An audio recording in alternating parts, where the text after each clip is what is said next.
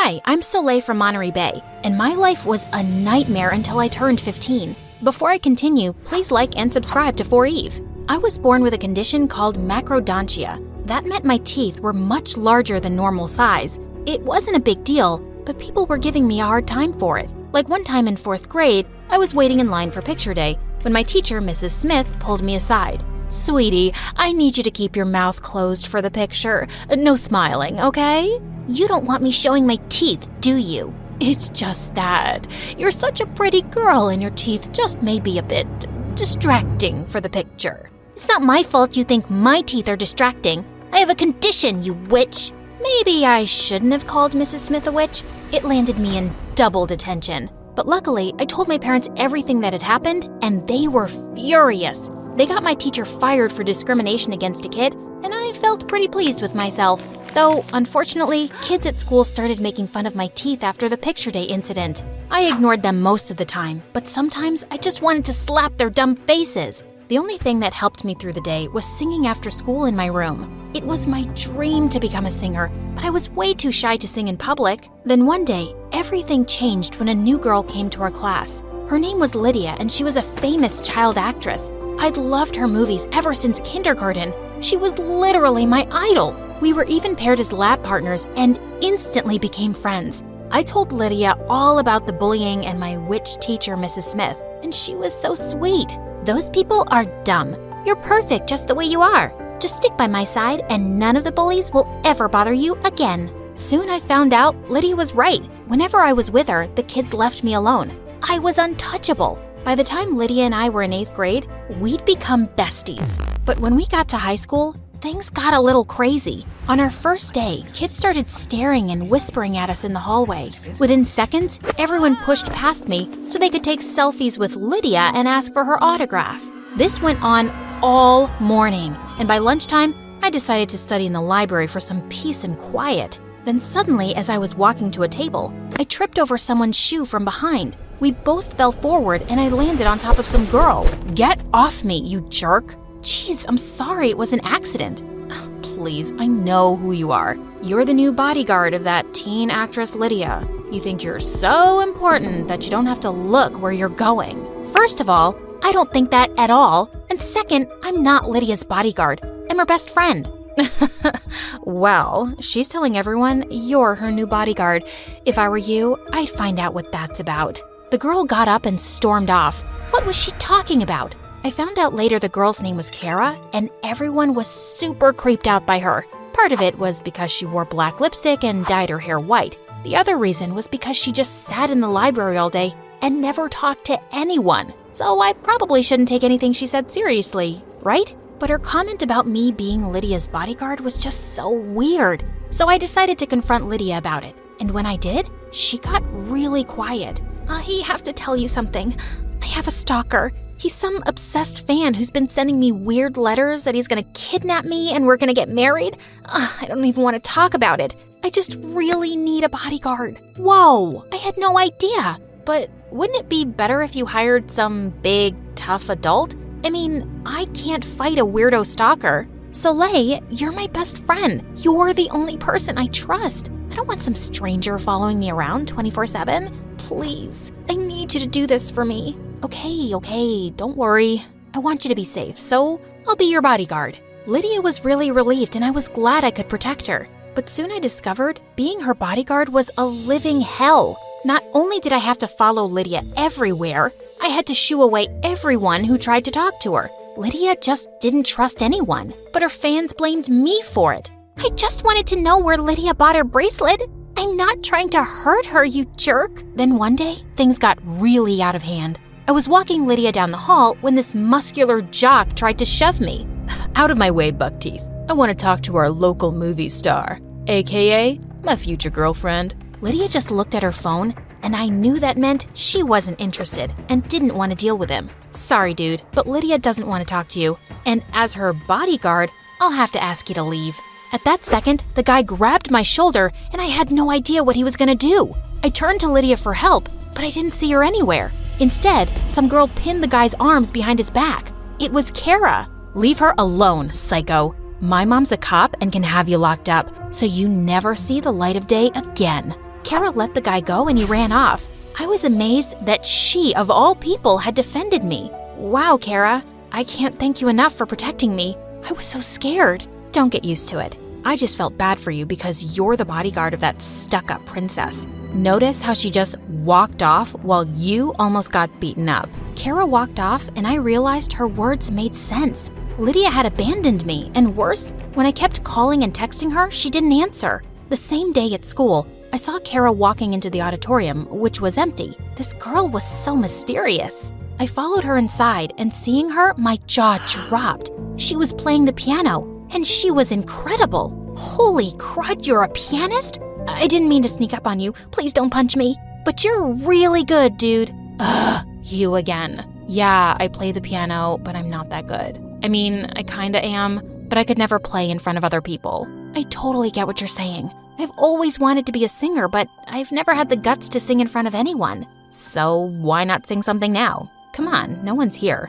And you've heard me play piano. It's only fair. I took a deep breath and started to sing something. And for the first time, I saw Kara smile. You're not bad at all, Soleil. You should try out for the spring showcase. If you do, maybe I'll accompany you. I felt my heart race. Was she serious? At that second, my phone rang, and it was Lydia. Girl, where have you been? I've been calling you all day. I am so sorry, but you have to come to the school parking lot. My stalker just showed up. Oh no. I panicked and hung up the phone. Then I ran out of the auditorium, totally forgetting about Kara. When I got to the parking lot, I stopped short when I saw Lydia kissing some guy. Lydia? What's going on? Where's the stalker? Oh, this is him. I decided in the end I like him, and he's cute. What? Why would you like someone who stalked you and made you feel unsafe? He didn't stalk me. He's just some guy who hit on me at the mall and I wasn't interested, so I thought he might stalk me. But I took his number anyway in case I wanted to give him a chance. And I did. Are you kidding me? Do you know how exhausted I've been being your bodyguard? Some guy even grabbed me and you left me to make out with some stranger?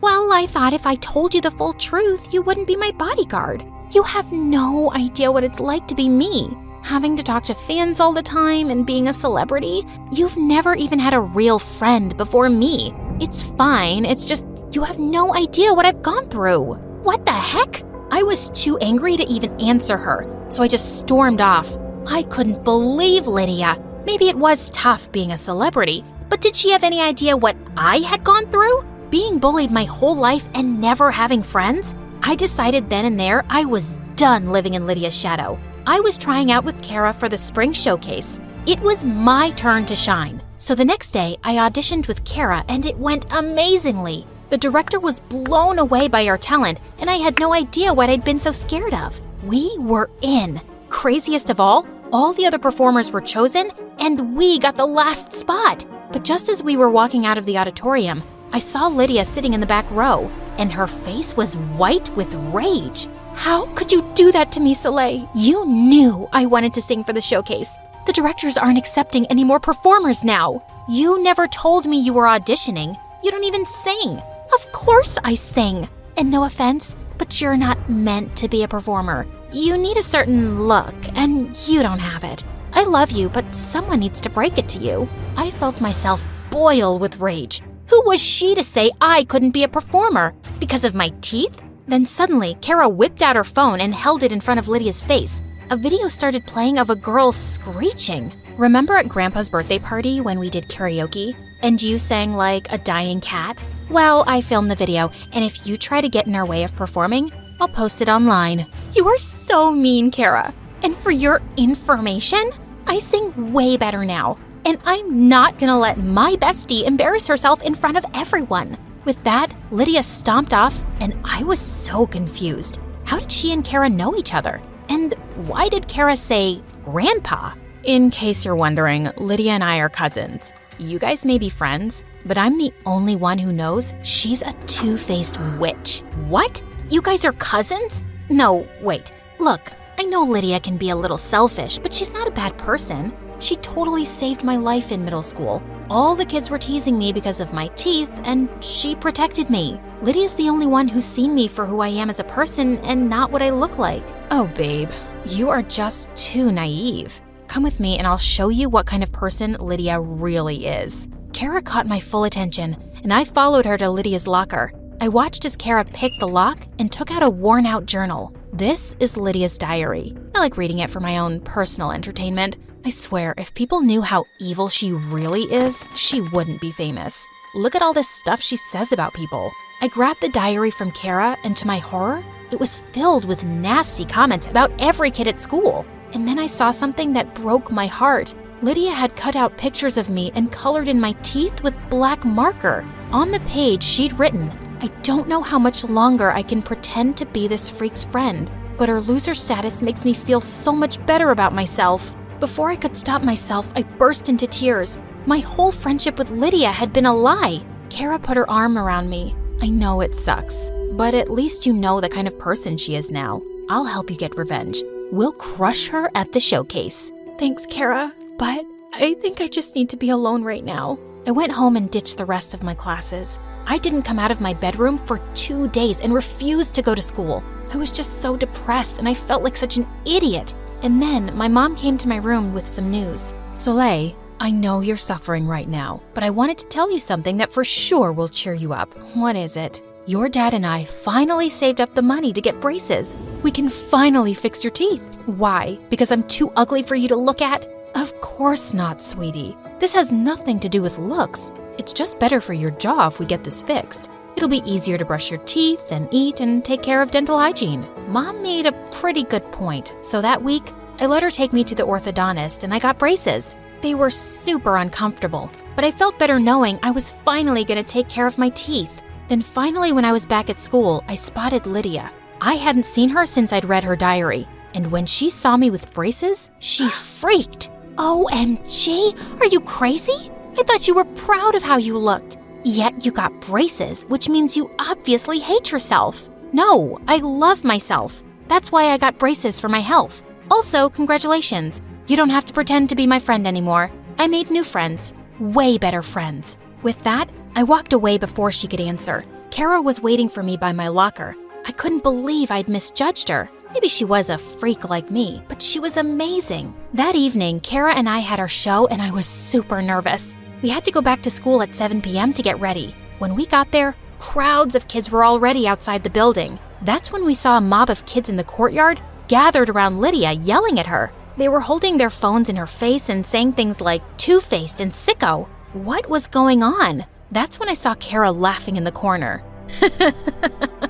I posted the pages of Lydia's diary all over Instagram. Now everyone knows all the awful things she wrote about them. Whoa, Kara, I know she's a jerk, but isn't that kind of low? Not as low as faking being your best friend for years. And everyone deserves to know the truth about her. Trust me, Soleil. I still felt a little weird about it, but I knew deep down, Kara was right. As we walked on the stage later together, the audience cheered and whistled. Don't be afraid of the decisions you make, because life is all about making choices and learning from them.